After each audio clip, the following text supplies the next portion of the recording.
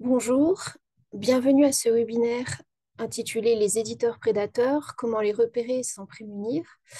Ce webinaire fait partie d'un cycle sur la science ouverte que vous pouvez retrouver sur la chaîne YouTube de l'université. Il est présenté par ma collègue Mélanie Carly et moi-même, Laurence Hay, qui faisons partie de l'équipe d'appui à la science ouverte de l'UM. Publier dans une revue prédatrice peut avoir de nombreuses conséquences négatives pour les chercheurs et la communauté scientifique en général. Cela peut nuire à la réputation personnelle du chercheur, de son labo, de son institution, conduire à commettre une faute scientifique en s'associant aux mauvaises pratiques d'une revue prédatrice, contribuer à la diffusion d'informations douteuses, voire fausses, manquer à l'intégrité scientifique, notamment en falsifiant ou en fabriquant des données ou via le plagiat.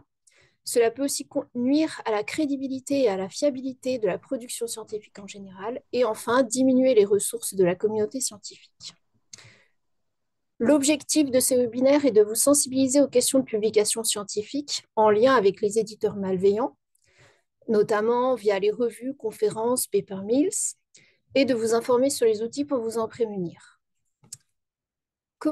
Un exemple célèbre, le Trottinette Gate, en 2020, ce canular a porté le phénomène des revues prédatrices à la connaissance du grand public, en exposant notamment les failles du processus d'évaluation de ces revues.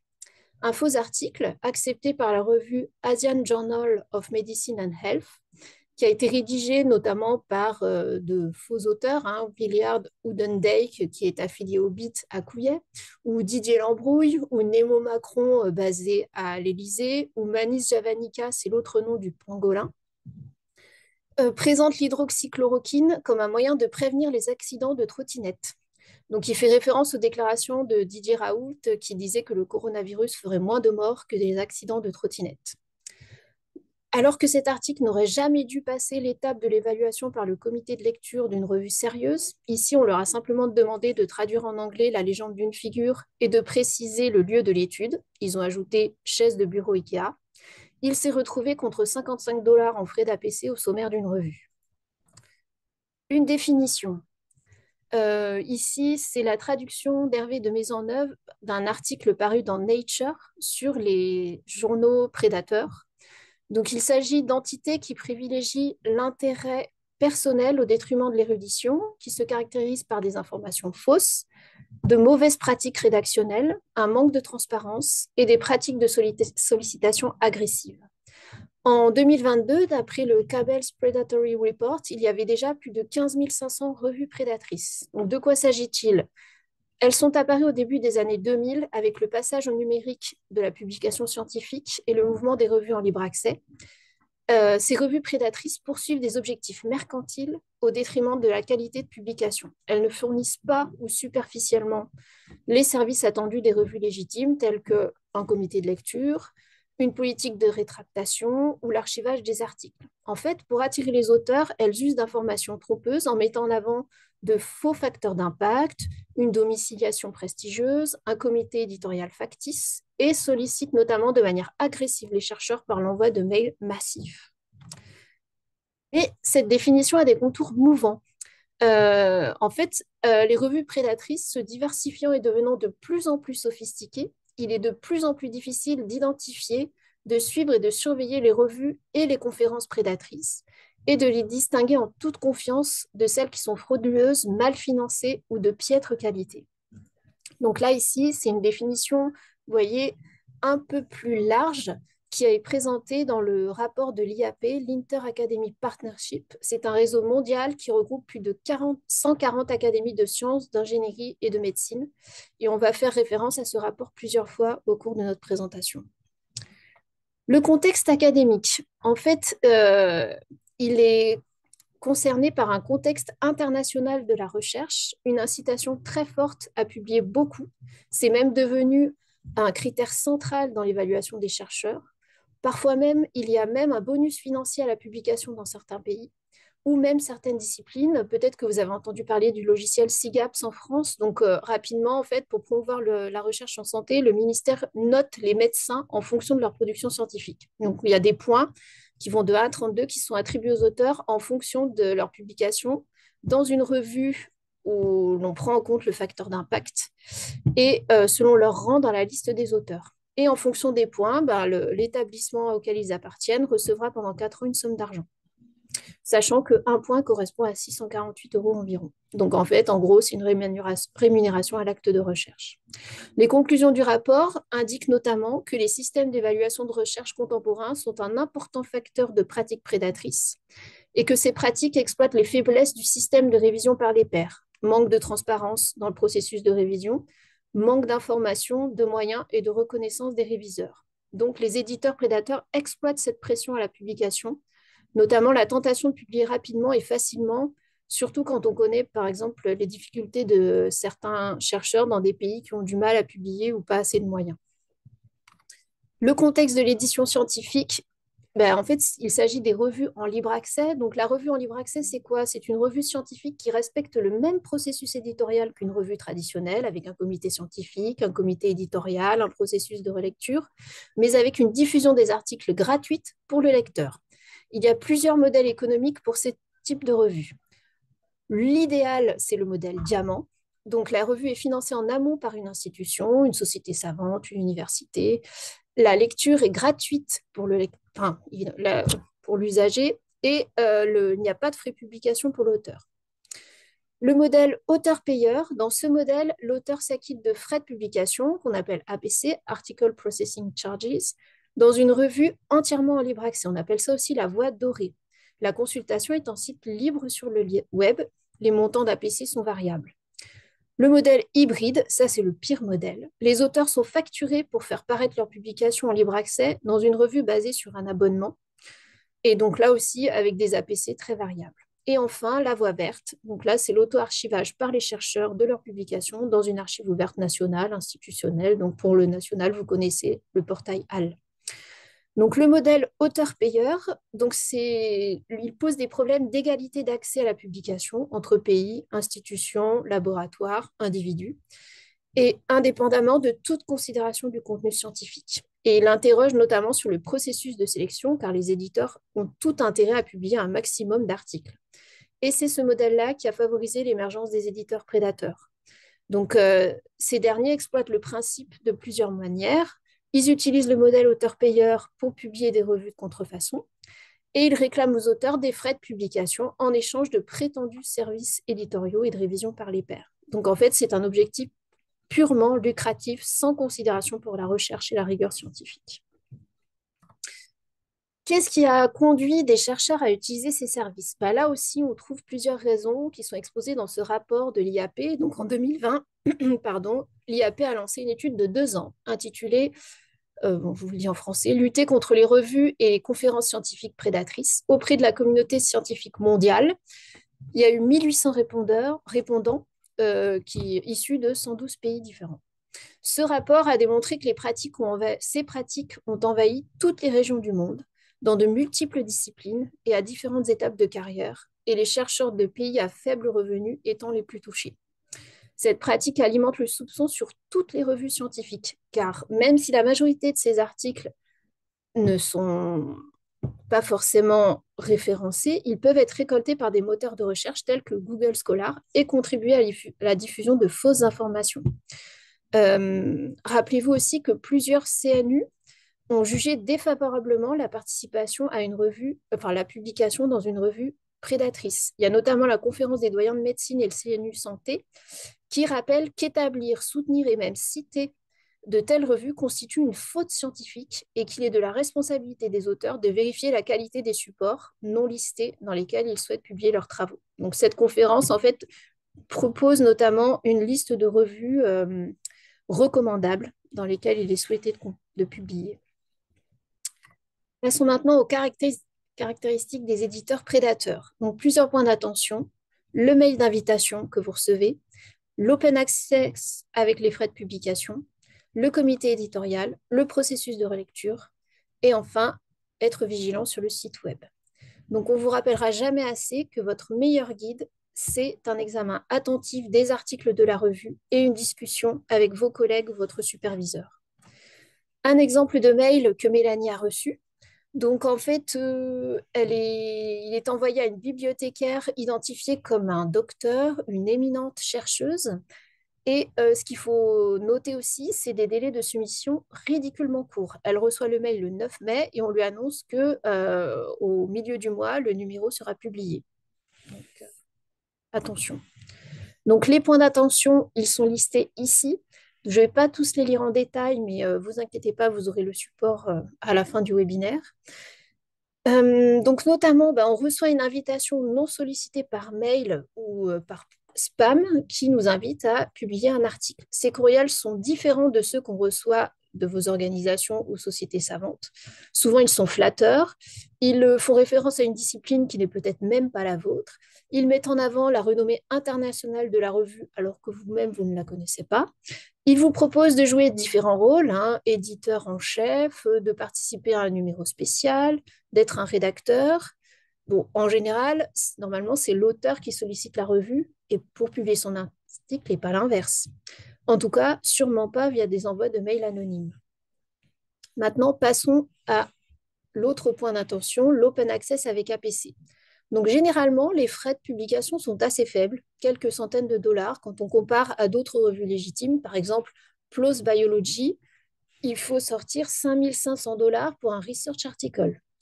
Ensuite, on a peu ou pas d'informations sur ces frais de publication. Les modalités de paiement sont opaques. Parfois, on a même l'information quand on a déjà soumis son article et payé une partie des frais. Donc, et on vous promet aussi diverses récompenses en fonction de, enfin, si vous soumettez votre article, donc vous aurez des prix, vous serez membre d'un comité, etc. Pour le site web, je vais vous présenter deux captures d'écran pour un même titre de revue, l'Arctic Journal. Donc, cette première capture d'écran, vous voyez qu'elle est assez simple, épurée. Si je vais sur la partie About pour en savoir plus sur cette revue, ben, j'apprends qu'elle concerne tous les domaines qui traitent du cercle polaire. Si je vais voir pour la soumission, on a des consignes aux auteurs de 6 pages qui sont téléchargeables au format PDF. Le site est lisible en anglais, français ou russe. Et je peux aussi consulter les archives. Et les articles sont soumis à une licence CC BY. Maintenant, si je passe au site suivant, qui présente la même revue, enfin qui porte le même titre, Arctic Journal. Donc là, vous voyez, la présentation est un peu plus alléchante, attractive, mais on a aussi des indications bibliométriques pour nous inciter à publier dans cette revue-là. Elle a un impact factor d'1,633, pardon. Si je vais voir, quand je consulte les sujets, ben, je vois par contre que c'est très très large, hein. Les sciences de la vie, l'ingénierie, les sciences théoriques. Bon, le rapport avec le cercle polaire est quand même assez lointain. En allant voir l'éditorial, j'ai vu que les rédacteurs venaient aussi d'Australie, de Singapour, de Mexico. Là, c'est un peu plus compliqué pour travailler sur le cercle polaire, mais pourquoi pas. Et en poussant ma recherche, bah, les deux premiers, j'ai eu du mal, je ne les ai pas trouvés sur Internet. Pour ce qui est des archives, bah, elles sont présentées, mais on n'a pas d'accès au PDF.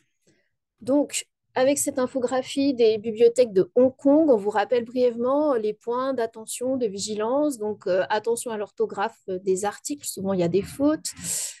Parfois, ben, il y a même des sites miroirs qui imitent parfaitement la revue légitime.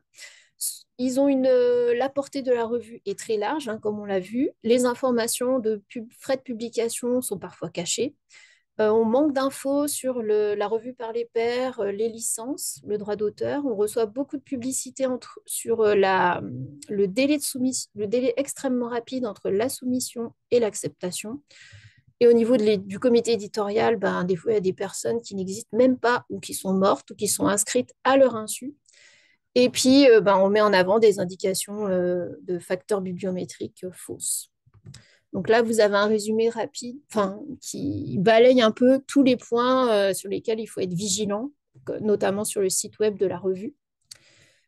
Donc veillez aussi, attention à ne alors bon là c'est l'autre, enfin soyez quand même attentifs à ne pas juger trop vite une revue parce que rappelez-vous qu'il y a certaines revues qui sont éditées dans des pays émergents qui ne remplissent pas tous les critères de qualité d'une revue scientifique, mais ce ne sont pas pour autant des revues prédatrices. Donc à vous d'exercer votre œil critique et de vérifier qu'elle propose une recherche de qualité élevée. Maintenant, passons au comité éditorial. Bah, là aussi, est-ce que vous les connaissez, oui ou non? Est-ce que vous pouvez les contacter? Notamment, bah, si ça vous paraît tellement prestigieux que ça vous met la puce à l'oreille, peut-être qu'ils ne savent pas qu'ils sont dans ce comité. Euh, Pareil, les coordonnées des membres du comité, leurs affiliations institutionnelles, leurs mails. Et puis aussi, ben, s'il n'y a qu'un seul pays pour ces membres du comité, c'est aussi susceptible d'être un faux comité. Pour ce qui est du processus de relecture, ben, on a des informations sur la lecture lacunaire. Ce qui, le plus souvent, c'est des délais extrêmement rapides entre la soumission et l'acceptation. Et parfois, on a des articles volés, plagiés, générés automatiquement, voire fantaisistes, hein, comme on l'a vu avec le cas de la trottinette. Donc, une checklist rapide pour identifier les éditeurs prédateurs. Donc, en 10 points, l'information de contact, la portée de la revue, vérifier le comité éditorial, la rémunération des auteurs, comment est-ce qu'on va vous payer, la qualité des articles, est-ce qu'ils sont pertinents ou pas, est-ce qu'ils concernent votre domaine, le processus de relecture, les informations d'indexation, bah, est-ce qu'on le trouve dans Scopus, le Web of Science, mais là aussi, attention, d'ailleurs, je vais vous en parler dans 2 secondes, la politique de rétractation, et puis après, les autres, comment dire, le pitch pour les auteurs, c'est-à-dire la façon dont on essaie d'attirer les auteurs en disant c'est une super revue, c'est extrêmement bien fait pour vous, etc. Et l'invitation par mail, là, on vient de le voir. Donc là, bah, les questions à se poser hein, pour chaque point de vigilance. Et donc, avant de passer la parole à Mélanie, Mélanie a repéré dans l'Express un article du 10 mars sur les nouvelles stratégies pour piéger les chercheurs en augmentant les tarifs, pour augmenter les tarifs et le nombre de publications. En fait, il s'agit d'acheter une revue et de tirer profit de sa notoriété. Donc, en fait, c'est le résultat d'une enquête de 2 chercheurs de l'Université de Grenade. Donc, il mentionne notamment Oxbridge Publishing House Limited Company, donc qui n'a rien à voir avec les universités d'Oxford et de Cambridge, qui ont acquis depuis 2020 plus de 30 revues académiques britanniques indexées dans le Scopus et le Gauss. Et ils en ont profité pour augmenter le nombre de publications et des APC. Donc, par exemple, il y a la revue Communicar, c'est parmi les 10 meilleures dans sa catégorie, qui est passée de 10 articles par an à 20. Le Journal of Sports Psychology, qui demandait 300 euros de frais de publication, est passé à plus de 3000 euros. Et il y a aussi, il mentionne dans cet article EDP Science, qui a été racheté par une filiale de la Chinese Academy of Sciences. En gros, c'est le CNRS chinois. Et donc, Guillaume Cabanac a analysé cet éditeur et en fait, il montre que depuis 2021, il y a eu plus de 2200 actes de conférences publiés par des auteurs principalement russes, chinois, ouzbeks, indonésiens, avec beaucoup d'autocitations, de plagiat, de phrases torturées. Tumeur cérébrale, en fait, devient tumeur de la conscience. Intelligence artificielle, conscience créée par l'homme. Donc, il faut être très vigilant sur tout ça et notamment sur les conférences prédatrices. Donc, je passe la parole à Mélanie. Merci Laurence, bonjour à tous. On va maintenant parler des conférences prédatrices, sachant que pour l'instant, il existe moins de documentation finalement sur ces conférences que sur les éditeurs de revues prédatrices, parce que ce phénomène est un peu plus récent. Par contre, il a explosé en fait à l'aune de la crise sanitaire. Et certaines sources citées dans le rapport IAP, toujours le même, soulèvent que ces conférences prédatrices pourraient être même plus nombreuses que les vraies conférences, les conférences réelles. Alors, ces conférences prédatrices, elles peuvent prendre plusieurs formes. Ça peut être de faux sites web de conférences qui vont faire payer l'inscription ou des sites miroirs de vraies conférences. Et évidemment, dans un cas comme dans l'autre, bah, la conférence n'aura jamais lieu. Elle va juste capter vos frais d'inscription. Ensuite, il peut s'agir, et c'est le plus fréquent, de conférences en ligne, hein. C'est pour ça que ça a explosé au moment de la crise sanitaire. Bah, le fait de l'organiser en ligne, ça facilite l'organisation, ça réduit les coûts et surtout, il y a une absence de limite au nombre de participants pour un maximum de profit. Ensuite, il peut s'agir parfois de vraies conférences organisées dans des lieux physiques, mais avec une organisation catastrophique, pas du tout les intervenants prestigieux annoncés, ou parfois on assiste parfois à des conférences où les membres annoncés du comité scientifique ne savent même pas qu'ils en font partie. Donc un des réflexes que vous pouvez avoir, c'est de finalement contacter ces membres affichés sur le site de la conférence pour vérifier qu'ils sont bien prévus pour cette conférence. Ce qui existe aussi, ce sont des conférences organisées dans des lieux touristiques et dont l'objectif, évidemment, n'est pas d'ordre scientifique de prime abord. Et justement, on n'a pas résisté à l'envie de vous montrer en exemple un mail envoyé à notre liste de diffusion à l'assistance en novembre dernier. D'ailleurs, dans ce mail, la photo était en premier, elle précédait le texte, elle était vraiment, elle était assez aguicheuse, hein. Et du coup, ce qui tend à nous faire penser que c'est une conférence prédatrice, c'est évidemment la sollicitation elle-même. C'est envoyé sans discernement à une liste de diffusion derrière laquelle se cachent, qui plus est, des bibliothécaires et pas des chercheurs. Les domaines annoncés, vous le voyez, j'ai mis en gras dans le mail, sont très variés, très vastes, et vraiment cette approche fourre-tout est typique des conférences prédatrices. Le fait aussi, je n'ai pas modifié le mail, de mettre Scopus indexé, enfin l'indexation d'un Scopus en majuscule, bah, là aussi c'est un peu louche. Et puis, bon, la proposition d'une excursion dans le désert, c'est bien sympathique. Et évidemment, les moments de team building existent dans les conférences, c'est important, mais c'est peut-être pas ce qui va être affiché en premier pour les chercheurs. Après, il y a un petit détail de plus, c'est que la date limite de soumission des conférences est fixée à novembre 2023, alors qu'on a reçu le mail en novembre 2024. Donc là aussi, c'est un manque de sérieux. Ça veut dire que le mail était le même que l'année précédente et n'a pas été mis à jour.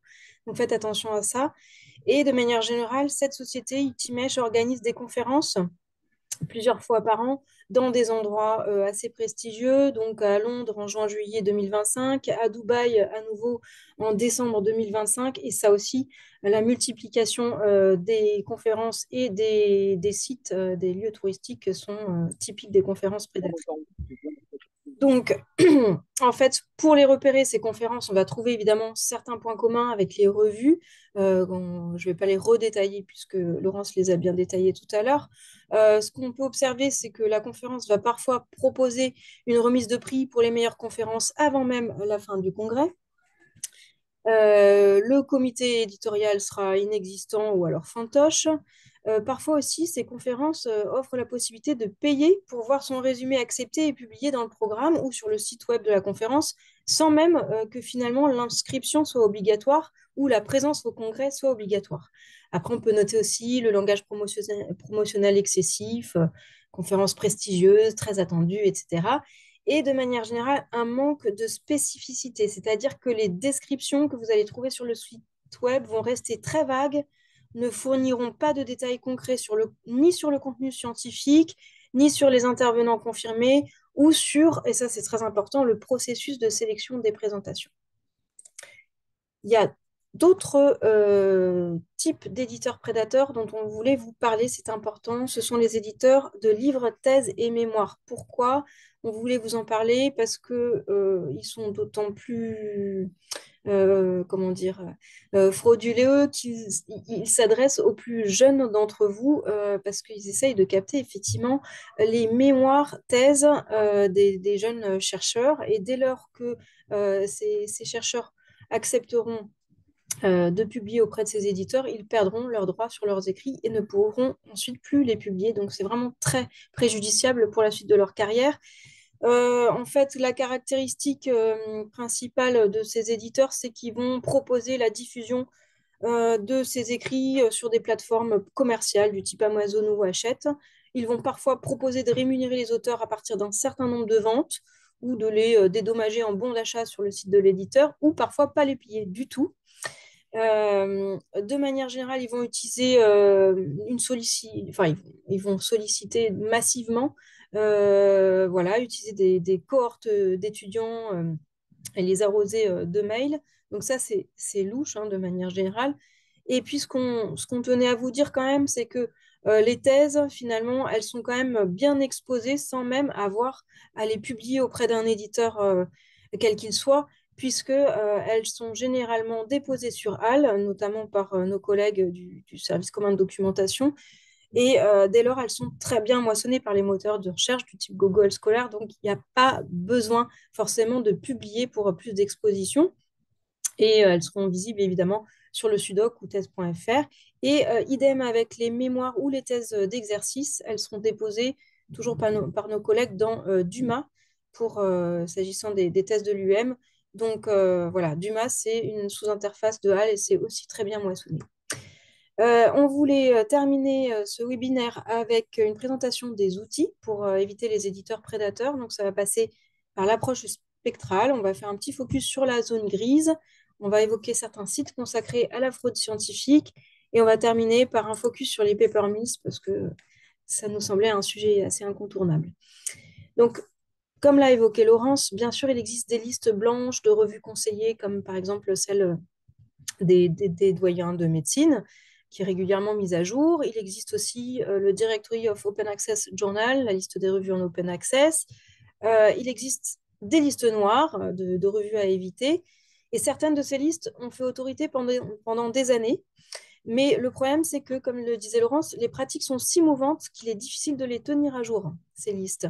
Donc, en fait, l'IAP propose d'adopter une approche spectrale, c'est-à-dire une grille de lecture qui va vous donner un certain nombre de critères et qui va vous permettre de juger si une revue est de qualité ou non. Donc, si elle observe une majorité de critères qui sont sur la droite de l'écran, du coup, dans la zone verte, bon, ben, ce sera plutôt des revues considérées comme fiables. Évidemment, à l'inverse, si vous tendez vers la gauche, c'est plutôt mauvais signe. Et entre les deux, on sera en zone orange avec des revues de piètre qualité. Idem pour les conférences. Et on va évidemment retrouver dans ces grilles des critères qu'on a évoqués ensemble à l'instant. Et là, on voulait vous lister 3 outils qui vont vous permettre finalement d'appliquer cette approche spectrale parce que justement, ils vont vous obliger à passer justement différents critères en revue, à vous poser certaines questions sur la revue ou sur la conférence. Le premier, c'est Think, Check, Submit, lancé en 2015 par un collectif de partenaires, et donc vous propose finalement d'appliquer un raisonnement. C'est assez léger, finalement, c'est assez rapide comme questionnaire, et puis c'est accessible en français. Voilà, là sur la slide, vous trouverez les liens en français. Compass to Publish, c'est un peu le même principe, c'est un peu plus long. Ça a été lancé par l'Université de Liège et par contre, la particularité, c'est que ce n'est conçu que pour les revues avec APC, donc les revues Gold. Et enfin, la grille d'évaluation du Québec, même principe. La spécificité, c'est qu'il existe là pour le coup une grille pour les congrès. On ne pouvait pas ne pas vous parler de la zone grise qui existe malheureusement. Hein, voilà, certains éditeurs comme Frontiers ou MDPI sont considérés comme étant en zone grise parce qu'ils répondent aussi bien aux critères des éditeurs de confiance qu'à ceux des éditeurs prédateurs. Alors, il faut être d'autant plus vigilant. À l'intérieur d'MDPI, par exemple, il y a à la fois des bonnes revues et des mauvaises revues. Il va falloir faire preuve de discernement. Donc, MDPI fonctionne évidemment sur le modèle Gold. Ce qu'on peut noter, c'est qu'il y a un total accumulé d'articles qui avoisine le million en 2022. Avec Springer et Wiley, ils forment le magnifique trio dont les frais d'APC ont le plus fortement augmenté ces dernières années. Et leurs pratiques, donc, qui sont largement maintenant connues et critiquées, c'est le fait de solliciter massivement les chercheurs pour soumettre ou éditer des articles, souvent parfois sur des sujets éloignés de leur expertise. Ils vont évidemment promettre une revue par les pairs rapide, sachant que le délai moyen pour une révision par le comité éditorial sera de 20 à 39 jours. Et évidemment, ça soulève des doutes sur la rigueur du processus de relecture. Ils vont se caractériser aussi par la multiplication des numéros spéciaux. Et ces numéros, qui sont souvent gérés par des éditeurs invités, peuvent contourner les comités éditoriaux réguliers et entraîner du coup une baisse de la qualité scientifique des articles. Ils vont pratiquer aussi une autocitation assez élevée pour faire grimper leur facteur d'impact de manière totalement artificielle. Bon, donc voilà, méfiance pour MDPI. Idem pour Frontiers, qui a en plus un modèle éditorial particulier, c'est-à-dire qu'il délègue une grande partie du travail éditorial aux chercheurs eux-mêmes. Et on leur reproche notamment la présence d'articles provenant de Paper Mills, dont on va parler très, très vite.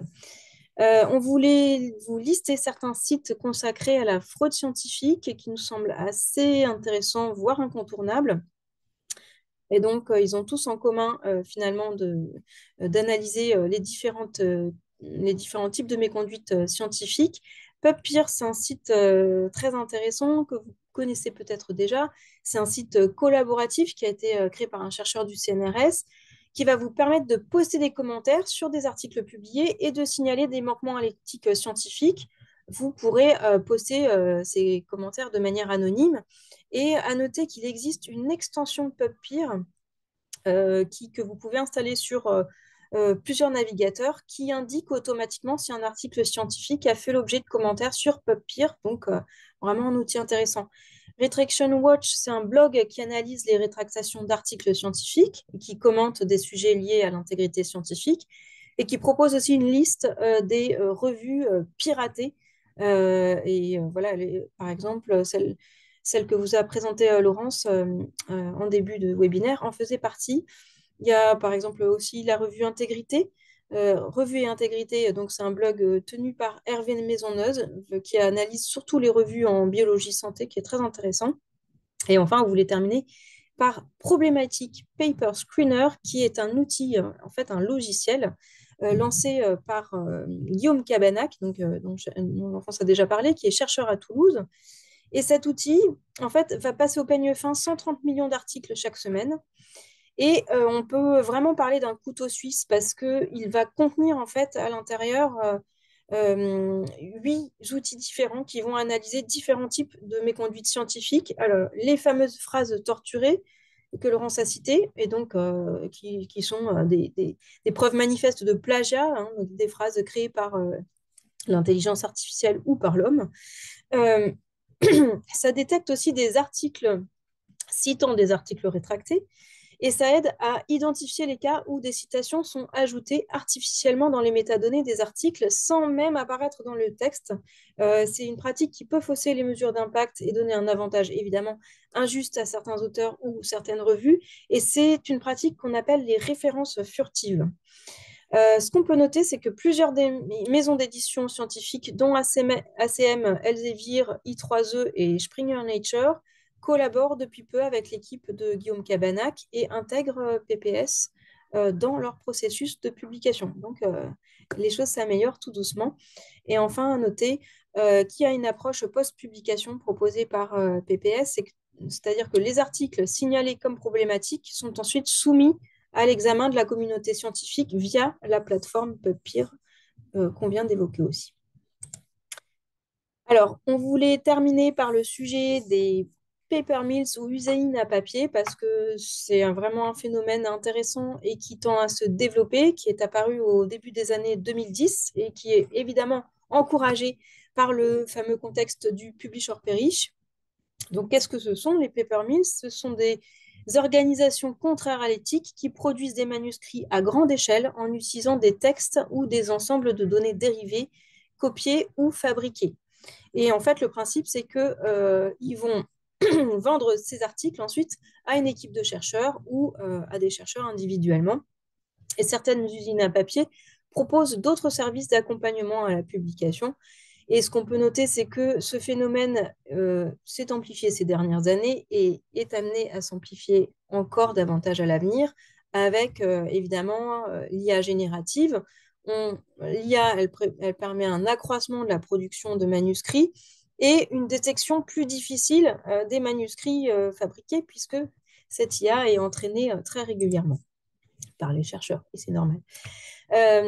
Comment fonctionnent les paper mills? En fait, le principe, c'est assez simple. Un membre de la société qui va être plus ou moins qualifié dans le domaine scientifique de l'article, mais qui est souvent en fait très peu payé, va rédiger un article grâce à l'IA, souvent, et va le soumettre à plusieurs revues.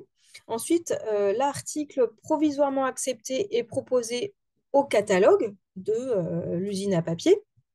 Et évidemment, les prix varient en fonction du facteur d'impact de la revue qui a accepté l'article et de la position dans la liste des auteurs. Évidemment, la position d'auteur principal coûte plus cher que le reste de la liste des auteurs.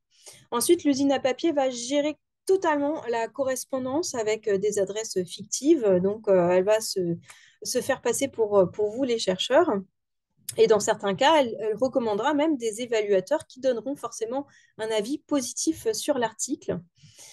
Une fois l'article publié, et la société enverra des centaines de soumissions sur des sujets similaires.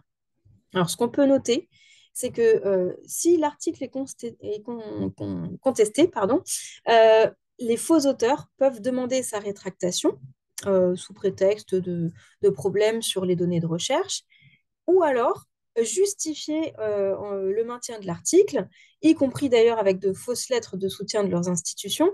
Et l'anecdote qu'on peut noter, qui est assez intéressante, même si elle n'est pas forcément très réjouissante, c'est que certains éditeurs ont remarqué qu'ils avaient affaire à des paper mills parce que finalement, les arguments qui avaient été apportés pour étayer l'article étaient bien plus fournis que d'habitude. Et du coup, ben, voilà, c'est ça qui leur a fait comprendre qu'ils avaient affaire à une société prédatrice. Euh, Comment lutter contre les paper mills? Il y a vraiment des initiatives là qui sont en train de s'organiser. Des experts se sont réunis à Paris en décembre dernier et dont l'objectif est vraiment de traquer les manquements à l'intégrité scientifique. Pour l'instant, ils ont assez peu de moyens et leurs actions sont limitées de fait, mais ils proposent 5 propositions d'action euh, autour desquelles la communauté scientifique au sens large, c'est-à-dire organismes de recherche, universités, chercheurs et même éditeurs, peuvent se fédérer pour améliorer la prévention contre les paper mills. Donc ça passe par mener des recherches sur leur localisation, leur domaine, la manière dont ils utilisent l'intelligence artificielle. Ensuite, former les acteurs de la recherche à les détecter et les signaler, par exemple via les outils comme ceux de Guillaume Cabanac. Améliorer pardon, la collaboration entre les éditeurs en amont pour éviter la publication de ces articles, vérifier l'identité des auteurs, des réviseurs, ouvrir au maximum les processus de relecture, exiger aussi des explications des chercheurs qui ont utilisé les paper mills. Et ça peut passer par l'arrêt des subventions des financeurs, par, de la part des éditeurs, une rétractation des articles et un retrait aussi des personnes des comités éditoriaux. Et puis, il faudrait pouvoir embaucher des experts chargés de lutter contre la fake science, aussi bien chez les financeurs, chez les éditeurs, chez les organismes de recherche. Donc, tout ça est amené à se développer à l'avenir. Et ce qu'on peut noter en conclusion, c'est que la sensibilisation des acteurs académiques passe par des actions de formation, bah, comme le webinaire d'aujourd'hui, y compris et surtout auprès des jeunes chercheurs dont la réputation d'intégrité est encore à faire. La vigilance des chercheurs avant de publier doit être constante et on en appelle à votre jugement critique, bien sûr. Et puis, on vous recommande d'utiliser cette approche spectrale recommandée par l'IAP, qui est la mieux à même de cerner ses éditeurs. On peut espérer que le changement de paradigme proposé par la science ouverte, qui s'éloigne du publish or perish pour tendre vers une évaluation plus qualitative que quantitative en s'éloignant des indices bibliométriques, encouragera les chercheurs à éviter de publier auprès d'éditeurs prédateurs. Et évidemment, l'ouverture du processus de relecture pourra offrir plus de transparence et contourner justement ces éditeurs dont les processus de relecture ne sont pas du tout ouverts. De même, pour les revues Diamant, encouragées par les institutions, on espère que l'adoption de ce modèle coupera l'herbe sous le pied des éditeurs prédateurs. Et enfin, on voulait finir par vous citer 2 initiatives qui nous avaient semblé intéressantes. Le Collège Invisible, c'est un collectif de détectives scientifiques qui a été lancé en 2017, toujours par Guillaume Cabana, qui est décidément incontournable dans le domaine, et le projet européen NanoBubbles, qui est un projet, comme vous l'aurez compris, qui s'attache au domaine des nanosciences et dont l'objectif est de comprendre comment, quand et pourquoi la science échoue à se corriger elle-même. Voilà, donc pourquoi pas rejoindre ce genre de collectif si vous avez du temps à y consacrer, et c'est toujours le nerf de la guerre. Donc en tout cas, soyez vigilants, car même si votre article est de bonne qualité, une fois que vous aurez cédé vos droits à l'éditeur, il sera difficile de publier ailleurs, donc mieux vaut prévenir que guérir. Voilà, on en a fini pour ce webinaire. Le webinaire suivant sera programmé du coup le 1er avril à 11 heures. Il sera consacré à la sensibilisation aux droits des données de la recherche. Et le 29 avril aussi, un webinaire sera consacré à la création et au paramétrage de votre profil ORCID, très important et incontournable aujourd'hui. On vous remercie pour votre écoute. On reste à votre disposition derrière nos adresses de contact. Laurence va vous envoyer, si ce n'est déjà fait, un lien vers un questionnaire de satisfaction qui va nous permettre d'améliorer nos webinaires à l'avenir et de savoir quel sujet vous intéresserait, justement, que vous aimeriez qu'on traite à l'avenir. On peut aussi faire appel à des intervenants extérieurs. On va stopper l'enregistrement pour pouvoir prendre vos questions. Donc, n'hésitez pas à ouvrir vos micros et sachez que très prochainement, là, dans la semaine peut-être, le webinaire sera mis en ligne sur le site consacré au webinaire Sciences ouvertes de l'UM et vous pourrez du coup accéder au support où on a mis tous les liens voilà, des principales études citées. Voilà, je m'arrête pour vous laisser parler.